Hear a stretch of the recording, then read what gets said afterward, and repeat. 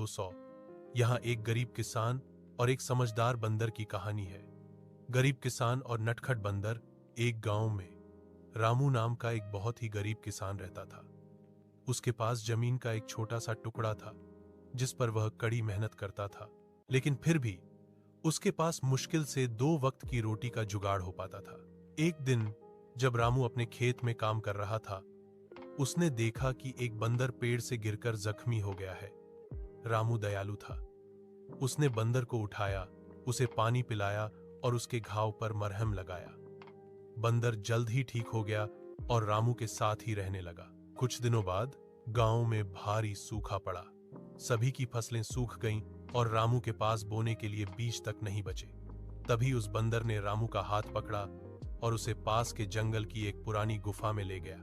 वहां बंदर ने मिट्टी खोदकर रामू को सोने के सिक्कों से भरी एक पुरानी सुराही दिखाई। रामू की ईमानदारी और दया का फल उसे मिल चुका था। उसने उन सिक्कों से न केवल अपनी गरीबी दूर की, बल्कि गांव में एक कुआं भी खुदवाया ताकि फिर कभी कोई भूखा न रहे। इस कहानी से हमें यह शिक्षा मिलती है कि निस्वार्थ भाव से की गई सेवा और जीवों पर दया करने का फल हमेशा मीठा होता है। 200। यहाँ एक गरीब किसान और एक समझदार बंदर की कहानी है। गरीब किसान और नटखट बंदर। एक गांव में रामू नाम का एक बहुत ही गरीब किसान रहता था। उसके पास जमीन का एक छोटा सा टुकड़ा था जिस पर वह कड़ी मेहनत करता था, लेकिन फिर भी उसके पास मुश्किल से 2 वक्त की रोटी का जुगाड़ हो पाता था। एक दिन जब रामू अपने खेत में काम कर रहा था, उसने देखा कि एक बंदर पेड़ से गिरकर जख्मी हो गया है। रामू दयालु था।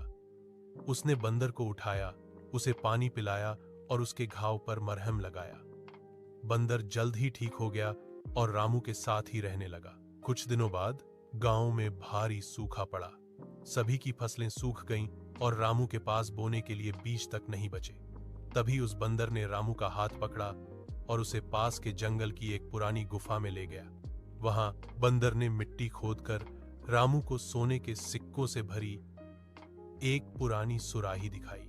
रामू की ईमानदारी और दया का फल उसे मिल चुका था।